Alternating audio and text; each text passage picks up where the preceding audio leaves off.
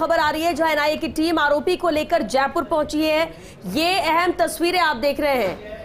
मोहसिन गिरफ्त में आया है और अब तक कुल 5 गिरफ्तारें इस मामले में हो चुकी है और ये सुपर एक्सक्लूसिव तस्वीरें आप देख सकते हैं जहां एनआईए की टीम आरोपी को जयपुर लेकर आई है। उदयपुर हत्याकांड मामले में ये 5वीं गिरफ्तारी है। लगातार अब इससे पूछताछ होगी क्योंकि कड़ी से कड़ी जोड़कर एनआईए लगातार इस मामले को सुलझाने की कोशिश करी और साथ ही साथ सबसे बड़ी बात यह है कि जिस तरह से इनका पाकिस्तान कनेक्शन है, टेरर कनेक्शन है, उसे लेकर भी सबूत जुटाने की कोशिश एनआईए कर रही है। और इसी कड़ी में एक और कामयाबी जब मोहसिन को भी गिरफ्तार कर लिया गया है। गिरफ्तारी के बाद जयपुर लेकर आई है एनआईए की टीम। आरोपी को एनआईए कोर्ट में इसे पेश किया जाएगा। एक आरोपी और मोहम्मद मोहसिन गिरफ्त में आया है। 2 अन्य संदिग्धों को भी डिटेन किया गया है और बेहद अहम है ये मामला जिस तरह से मोहसिन पर भी रैकी का आरोप है। हालांकि मिलीभगत है और लंबे वक्त से ये सभी साथ थे, स्लीपर सेल की तरह काम किया जा रहा था और किसकी क्या भूमिका थी और इसके अलावा भी ये कितना बड़ा नेटवर्क है क्योंकि आम जन के बीच में ही ये लोग रहते हैं, लेकिन इन्हें ढूंढना, इन्हें पकड़ना, गिरफ्त में लेना, पूछताछ में नए खुलासे करना, ये भी बड़ी चुनौती एनआईए के लिए है और इसी के तहत एक और कामयाबी मिली। चलिए संवाददाता सत्यनारायण शर्मा भी हमारे साथ जुड़ चुके हैं। सत्यनारायण, एनआईए कोर्ट में इस आरोपी को पेश किया जाएगा। एनआईए पहुंच चुकी है आरोपी को लेकर, पूरी अपडेट। इसका नाम मोहसिन बताया जा रहा है जिसकी भी चिकन शॉप है और ये जो दिवंगत कन्हैयालाल है उसी एरिया में इसकी चिकन की शॉप थी। इसका काम था कि ये कन्हैयालाल की रेकी करता था, यानी कि कितनी बजे कन्हैयालाल दुकान से निकलता है, कितनी बजे दुकान में आता है और इसके साथ साथ कौन आता है, कौन सी गाड़ी कन्हैयालाल काम में लेता है, इन सभी बातों को लेकर रेकी कर इसको काम दिया गया था। और रेकी के बदले इसको करीबन 3 लाख से 5 लाख रुपए देने के बाद भी सामने आ रही 3 से 5 लाख रुपए की बात हुई थी। फिलहाल इसे पूछताछ कल रात को भी की गई थी। पूरी रात से एनआईए के अधिकारी से पूछताछ करते रहे। अभी इसको कोर्ट लेके पहुंचे हैं। कड़ी सुरक्षा के बीच इसको कोर्ट में पेश किया गया है और थोड़ी देर में करीबन 1 घंटे के भीतर कोर्ट से रिमांड मांगेंगे और रिमांड लेने के बाद में इससे और पूछताछ की जाएगी जिससे कि इससे अहम खुलासे हो सके और इसकी शिनाख्त पर जो दूसरे आरोपी है उनकी भी गिरफ्तारी की जा सके। श्वेता, सत्यनारायण, एनआईए कोर्ट में इसे पेश किया जा रहा है, लेकिन इसके बारे में जो बताया जा रहा है कि ये उदयपुर में ही चिकन की शॉप चलाता है, ये कैसे इस नेटवर्क में शामिल है और क्या इसे लेकर जानकारी मिल पाई है? हालांकि पूछताछ में और खुलासे होंगे, लेकिन अब तक की जानकारी की बात करें तो बिल्कुल सर, बता दूं आपको, जिस जगह पर दिवंगत कन्हैयालाल की टेलर की दुकान थी उससे करीब 500 मीटर दूर इसकी चिकन शॉप थी और कई सालों से चिकन शॉप करता था। लेकिन जहां पर मुख्य जो आरोपी थे, दोनों आरोपी जिन्होंने घृणित हत्याकांड को अंजाम दिया है, उन दोनों की दोस्ती मोहसिन से हुई थी और उन दोनों ने मोहसिन को कहा था कि इस विभाग की रेकी तू कर कि कन्हैयालाल कितने दुकान पे आता है, कितने दुकान से निकलता है, इस बात की रेकी करनी चाहिए थी और शायद इसीलिए वो इसको शामिल किया। करीबन 3 से 5 लाख रुपए की शुरुआती जांच में आ रही थी, करीबन 3 से 5 लाख रुपए देने की बात हुई थी कि 3 से 5 लाख रुपए तुझे इसको देंगे और इन्होंने ही इसने ही बताया था कि हाँ कन्हैयालाल अभी दुकान पर है, दुकान में केवल उसके 2 कर्मचारी हैं और कोई में नहीं है, बाहर भी दुकान के बाहर जो भीड़ है वो अभी काफी कम है। ऐसे में इसकी भूमिका भी उतनी ही ज्यादा शामिल होती है जितनी भूमिका उन दोनों की है, क्योंकि इसी ने उन दोनों आरोपियों को बताया था कि कन्हैयालाल अपनी दुकान जो काम कर रहा है और इसीलिए इसको गिरफ्तार किया गया है। हालांकि इसके साथ साथ 3 साथी को डिटेन किया गया है, उनसे पूछताछ की जा रही है। अगर उनका भी संबंध सामने होता है तो उनको भी गिरफ्तार किया जाएगा। सत्यनारायण, अभी और भी तार जुड़ सकते हैं उदयपुर से ही, और भी गिरफ्तारियां हो सकती है क्या जिस तरह से एनआईए पूरी जांच कर रही है? बिल्कुल, लगातार पूछताछ के बाद एक गिरफ्तारियां हो रही है। करीबन 3 से अधिक जो संदिग्ध हैं उनको रख दिया गया है, उनसे पूछताछ की जा रही है। माना जा रहा है कि जब ये तमाम गिरफ्तारियां पूरी हो जाएगी लगातार पूछताछ के बाद में, उसके बाद में ये तय किया जाएगा कि इनका पाकिस्तान से क्या संबंध था, पाकिस्तान से कौन कौन आया हुआ है, ये तय किया जाएगा कि इनका पाकिस्तान से क्या संबंध था, पाकिस्तान से कौन कौन आया हुआ है, कौन कौन पाकिस्तान गया हुआ है, किस तरह से मोबाइल के अंदर, व्हाट्सएप चैटिंग के अंदर, पाकिस्तान के ग्रुपों के अंदर यहाँ की जो जानकारी है वो दी हुई है। तो इनको देखते हुए तमाम ये सुरक्षा, देखिए सुरक्षा व्यवस्था पर कितनी मजबूत कर रखी है जिससे कि जब इनको बाहर निकाला जाए तो यहाँ से निकलने के बाद में जो कोई अधिवक्ता या कोई जनता इनके साथ मारपीट ना कर सके। और यही कारण है श्वेता कि आने वाले टाइम के अंदर जब माना जा रहा है कि 5 से अधिक जो गिरफ्तारियां हैं वो जरूर इस मामले में की जाएगी। श्वेता, बिल्कुल, और अब क्योंकि एनआईए कोर्ट में इसे लाया गया है, यहाँ पेश किया जाएगा, सत्यनारायण आगे से रखा कहाँ जाएगा, कहाँ पर पूछताछ होगी?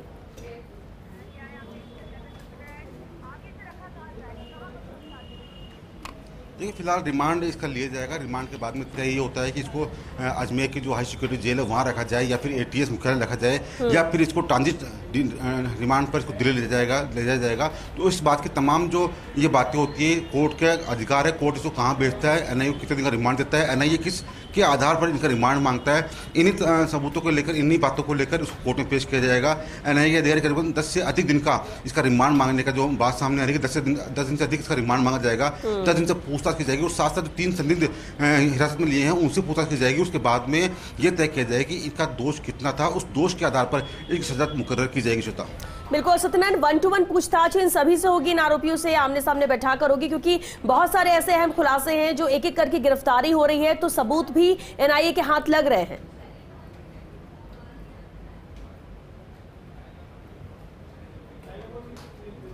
ये जो 2 आरोपी, जो मुख्य आरोपी थे जिन्होंने इस हत्याकांड को अंजाम दिया था, उससे पूछताछ के बाद ये सामने आया था कि ये जो मोहसिन है इसने ही उनको ये जानकारी दी थी कि जो दिवंगत कन्हैयालाल है वो कितने बजे अपनी दुकान पे आता है। उनसे पूछताछ के बाद ये खुलासा हुआ कि हाँ, इसका भी उतना ही हाथ है जिसका हाथ उन दोनों आरोपियों का है। ऐसे में इसको भी गिरफ्तार किया गया।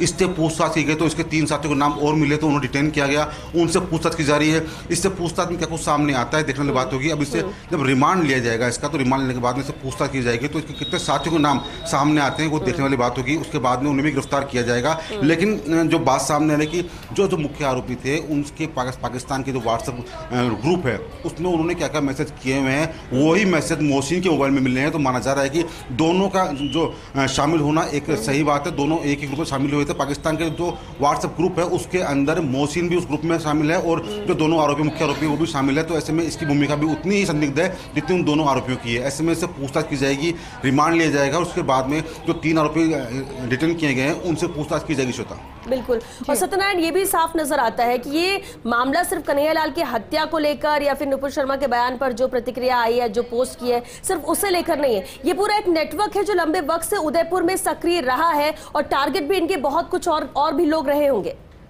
इसे लेकर भी कह रहा है कि हाँ, सबूत लगे हैं और उस दिशा में क्या कार्रवाई।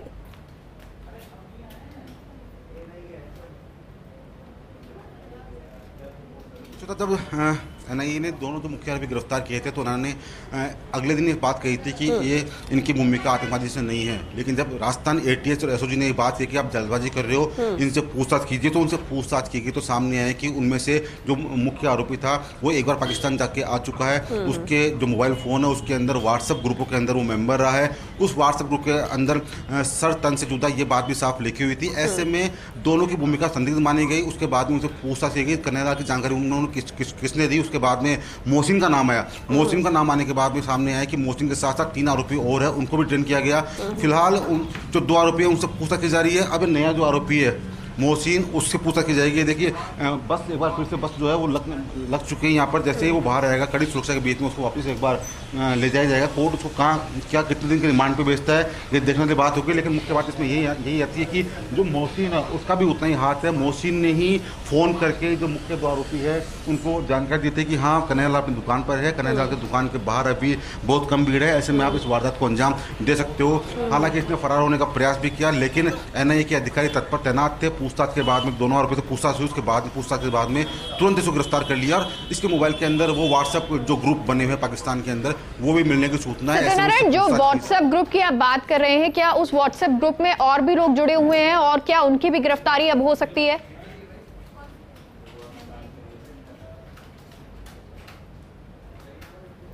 ये तस्वीरें आपको दिखा रहे हैं, ये तस्वीरें जहां पर ये ओपन नहीं करता है, लेकिन जो सूत्र कह रहे हैं कि पाकिस्तानी जो व्हाट्सएप ग्रुप है,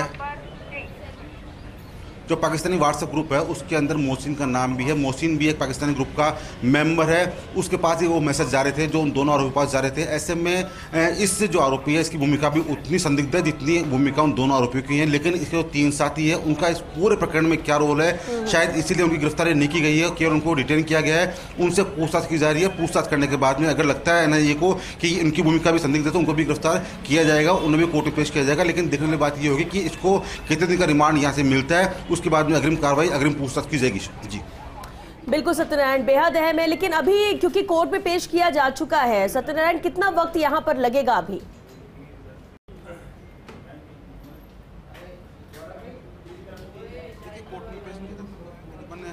50 से अधिक पन्नों का जो पूछताछ रिपोर्ट है वो कोर्ट में सौंपी गई है। ऐसे में 15 से 20 मिनट माना जाता है कि 15 से 20 मिनट कोर्ट सजा सुनाने लेता है। उनको रिमांड कितने दिन का देना होता है कोर्ट का विवेक में निर्भर करता है कि कितने दिन की सजा कोर्ट उसको दे, कितने दिन का रिमांड कोर्ट उसको दे।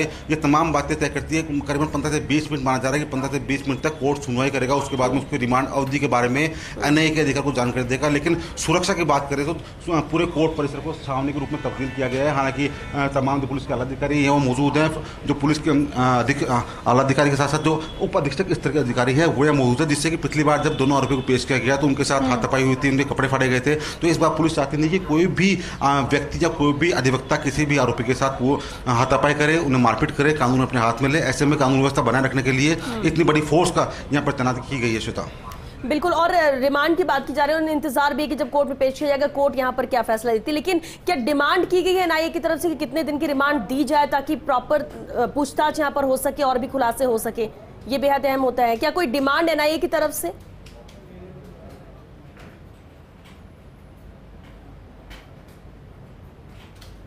7 दिन की रिमांड की बात मोहसिन की आ रही है कि 7 दिन की रिमांड एनआईए मांग सकता है। हालांकि आधिकारिक पुष्टि नहीं हुई, लेकिन 7 से 10 दिन का रिमांड कोर्ट की तरफ से एनआईए की तरफ से मांगा जाएगा। एनआईए कितने दिन का रिमांड सौंपती है ये कोर्ट देखेगी। हालांकि जो बात सामने है कि पाकिस्तानी ग्रुप जिसकी बात हम कर रहे थे, पाकिस्तानी ग्रुप के अंदर मोहसिन का नाम भी है। मोहसिन पाकिस्तानी ग्रुप का मेंबर, व्हाट्सएप ग्रुप का मेंबर है। ऐसे में उसे पूछताछ करना बहुत जरूरी है, क्योंकि देश की सुरक्षा हित में भी ये मामला आ जा रहा है कि देश की सुरक्षा के साथ भी खिलवाड़ हो सकता है। ऐसे में उसका रिमांड लंबी अवधि का होगा। पूरे तथ्यात्मक पूछताछ के लिए उसे लंबी अवधि के लिए रिमांड पर देना होगा। उससे पूछताछ करने के बाद में इस कन्हैयालाल प्रकरण के साथ साथ और कोई सूचनाएं अगर उन्होंने देश के बाहर भिजवाई है तो भी पूछताछ की जानी जरूरी है। ऐसे में माना जा रहा है कि कभी 7 से 10 दिन का रिमांड मोहसिन का मिल सकता है। और थोड़ी देर के अंदर, हालांकि बस एक बार फिर से लग चुकी है और माना जा रहा है कि थोड़ी देर में करीब 5 से 10 मिनट के अंदर मोहसिन को बाहर लाया जाएगा। उसके बाद में कोर्ट का फैसला आता है, ये देखने की बात होती है। श्वेता, बिल्कुल। और इस एनआईए कोर्ट की बात करें, तस्वीर आप दिखा रहे हैं लगातार सत्यनारायण की, किस तरह से पुलिस का बड़ा जाब्ता सिक्योरिटी के लिहाज से, सुरक्षा के लिहाज से यहाँ पर मौजूद है।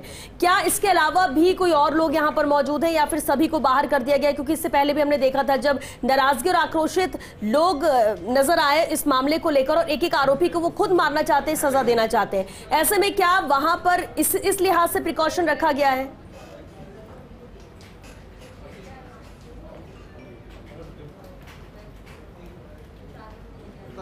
एनआईए की टीम यहाँ पर पहुंची थी उससे पहले कोर्ट का माहौल बिल्कुल शांत था। लेकिन जैसे ही एनआईए की टीम यहाँ पर पहुंचने में 10 मिनट कम थे, उससे पहले पूरा कोर्ट छावनी ग्रुप में तब्दील कर दिया गया। ये देखिए एक बार फिर से यहाँ पर गाड़ी लग चुकी है और माना जा रहा है कि थोड़ी देर के अंदर जो एनआईए के अधिकारी है वो इसी बस के द्वारा जो आरोपी है उसको यहाँ से लेके जाएंगे। लेकिन किसी भी व्यक्ति को इस परिसर के अंदर घुसने की इजाज़त नहीं दी जा रही है। हालांकि जो व्यक्ति, जिन व्यक्तियों की पार्किंग पहले यहाँ पर खड़ी थी, उनको गाड़ियाँ निकालने की इजाज़त दी जा रही है। लेकिन किसी व्यक्ति को अंदर प्रवेश की इजाज़त नहीं है जब तक कि वो आरोपी अंदर है, उसको सजा नहीं होती, तो कितने का रिमांड मिलता है, वो यहाँ से निकल नहीं सकता, तब तक उसको यहाँ पर किसी व्यक्ति का अनाधिकृत प्रवेश मना है। और पुलिस के आलाधिकारी ने मोर्चा संभाल रखा है और हर माना जा रहा है करीबन 7 से 10 दिन का रिमांड एनआईए के अधिकारी ले सकते हैं। पूछताछ की जाएगी उससे। और अगर इसके साथ ही जो 3 सज्जन किए हुए हैं, अगर उनकी भी इस मामले के अंदर भूमिका होती है तो उनको भी गिरफ्तार किया जाएगा, उन्हें भी कल पेश किया जाएगा। फिलहाल एनआईए के अधिकारी जो 3 आरोपी और हैं उनसे पूछताछ की जा रही है। श्वेता जी, सत्यनारायण, जब अब यहाँ से लेके जाया जाएगा, रिमांड जब मिल जाएगी, उसके बाद क्या यहाँ से सीधे कहाँ पर इनको लेके जाया जाने वाला है?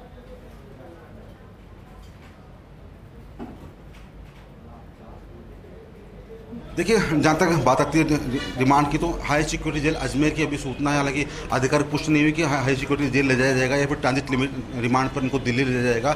लेकिन जो मुख्यतः अधिकारी कह रहे हैं कि इनको हाई सिक्योरिटी जेल भेजा जाएगा एक बार, जिससे कि मामला थोड़ा शांत हो सके और हाई सिक्योरिटी जेल के अंदर एनआईए के अधिकारी इनसे पूछताछ कर सकें। क्योंकि जो 3 आरोपी डिटेन किए हैं उनसे पूछताछ होनी है। अगर उनकी भूमिका इस मामले में आती है, सामने आती है, तो उनसे को भी गिरफ्तार किया जाएगा, उनको पेश किया जाएगा। तो एक बार इन तीनों को, चारों जो आरोपी हैं, उनको एक साथ कर राउंड द टेबल उनसे पूछताछ होगी। उनके मोबाइल चेक किए जाएंगे, उनके मोबाइल एफएसएल भेजे जाएंगे, किस किस व्हाट्सएप ग्रुप से वो जुड़े हुए हैं इसकी जानकारी ली जाएगी। और उसके बाद में अगर इस मामले के अंदर और किसी व्यक्ति की भूमिका सामने आती है तो उसकी गिरफ्तारी के प्रयास भी किए जाएंगे, जिससे कि पूरे आरोपी, इस मामले से जुड़े हुए पूरे आरोपी गिरफ्तार किए जा सके और एक बार फिर से राजस्थान के अंदर अमन चैन कायम हो सके। श्वेता, बिल्कुल, और यही कोशिश है और इसलिए इतनी मशक्कत और इतनी गंभीरता के साथ इस मामले को ले भी रही है एनआईए की। हम बात कर ले तो, लेकिन क्योंकि पेश किया जा चुका है कोर्ट में, और सत्यनारायण क्योंकि जब रिमांड लेना है तो ऐसे में ज्यादा वक्त तो कोर्ट के अंदर नहीं लगना चाहिए।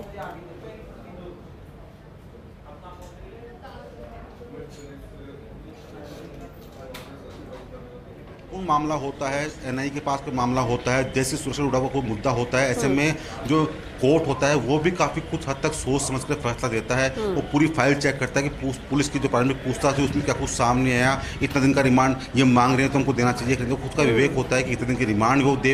हालांकि कोर्ट में थोड़ा ही वक्त बचा है कि करीबन 1:30 पर लंच ब्रेक हो जाएगा। ऐसे में माना जाएगा 9 मिनट के अंदर 1:21 हो चुके हैं, 9 मिनट के अंदर आरोपी को बाहर वापस लेके आया जाएगा। लेकिन कोर्ट में पेश किया जा चुका है तो माना जाए कि 10 मिनट के अंदर अंदर उसकी सजा या फिर कितने का रिमांड दिया जाता है ये सामने आ जाएगी श्वेता। और उनको जब आमने सामने टेबल पर बैठा के बातचीत की जाएगी तो सामने यही बात आएगी कि उनकी कितनी व्हाट्सएप ग्रुप से जुड़े हुए हैं, उनकी व्हाट्सएप कॉलिंग भी पुलिस ने जो रिकॉर्डिंग है वो भी FSL जांच कराई जाएगी। और साथ साथ जो आरोपी है उनके खिलाफ क्या क्या सबूत जुटाने हैं को ये बाद में आने की शुरुआत करेगी। बिल्कुल, आप लगातार सत्यनारायण व्हाट्सएप ग्रुप की बात कर रहे हैं क्योंकि व्हाट्सएप ग्रुप जो पाकिस्तान का है वहां से जुड़ा हुआ है मोहसिन, और ये बहुत बड़ी देश की सुरक्षा को लेकर बात हो जाती है। ऐसे में क्या मोहसिन और बहुत सारे जितने भी आरोपी सामने आए वो उदयपुर से ही सामने आए, क्या अब कोई कनेक्शन यहाँ देश में और हिस्सों से सामने आ सकता है?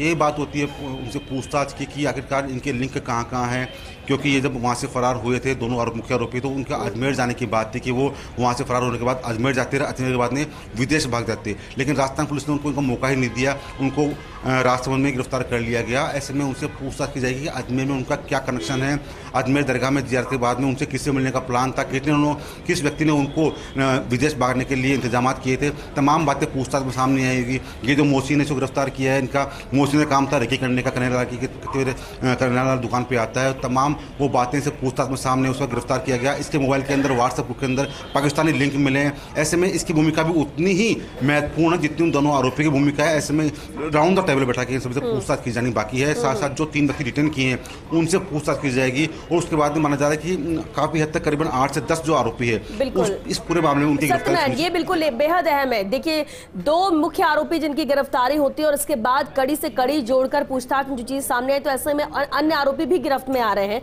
और उसी का नतीजा है कि मोहम्मद मोहसिन भी यहां पर गिरफ्त में आ चुका है।